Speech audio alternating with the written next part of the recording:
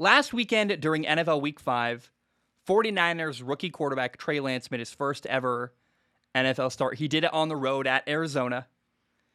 And since a lot of people asked for it, I figured, why not? Let's do a film analysis of how that went. How did Trey Lance's first ever NFL start go? And look, I saw a lot of good stuff, some bad stuff, and then one big concern. Let's start with the good things I saw. I thought he made some really good plays, some good throws. He had a great throw on 3rd and 11, got dropped by Mohamed Sanu. That was unfortunate.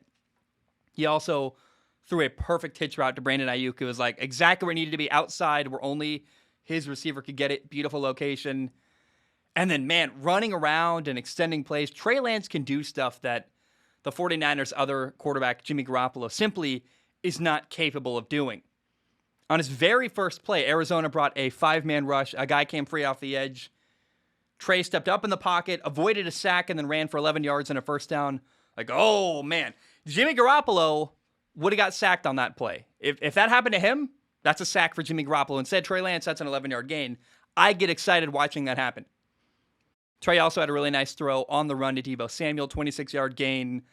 Also, quick side note, Brandon Ayuk had a great catch. He basically stole the ball from a defender on a stop route. Brandon Ayuk needs more targets. Please throw that man the ball. I want to see Brandon Ayuk get more targets. Now, Trey is still a work in progress when it comes to recognizing blitzes. He had a great play on 4th and 5 in the third quarter. Arizona brought pressure off the edge. Trey did exactly what you're supposed to do. He hung in the pocket, beat the blitz, throwing the ball.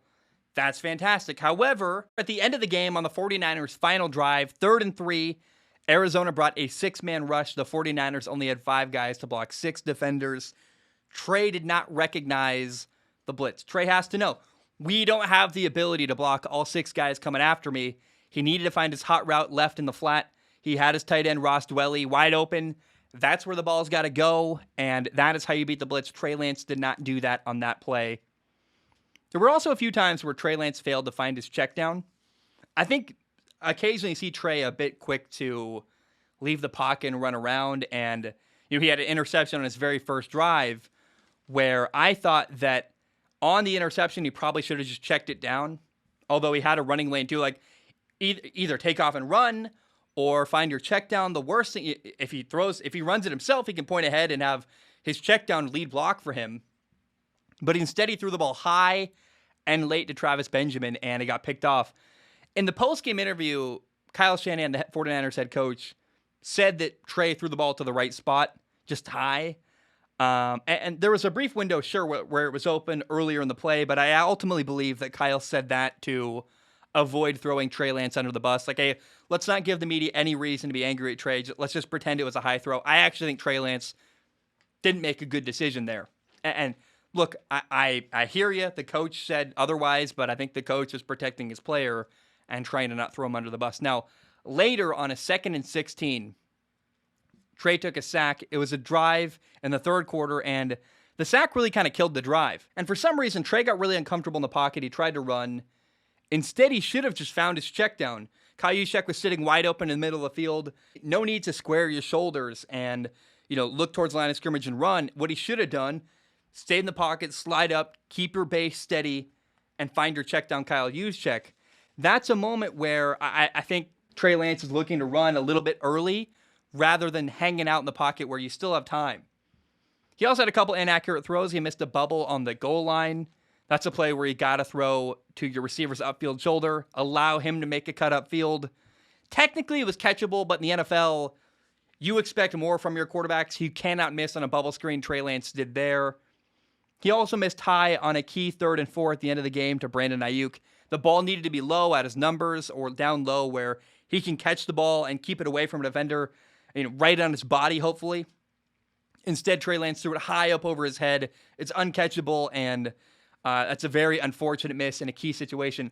Look, I believe Trey Lance is special. He's crazy talented. As long as he works hard and really wants to learn, he's going to be an amazing quarterback. I compare him to Josh Allen and Justin Herbert. I think they're very, very similar skill set wise. They're amazingly talented and came into the NFL a little bit raw, needed time to learn and grow. And man, I think if you give the same way you gave Josh Allen a lot of time in Buffalo to mature and were patient with him, I think if you do the same thing for Trey Lance, he's going to be an incredible quarterback. However, on Sunday, the 49ers had a chance to win. That's a 7-point game, and Trey Lance missed on a couple key things that really cost his team a victory, in my opinion. Now, here is my one really, really big concern watching Trey Lance on Sunday at Arizona. The way Trey Lance ran the ball in this game, it's not sustainable in my opinion.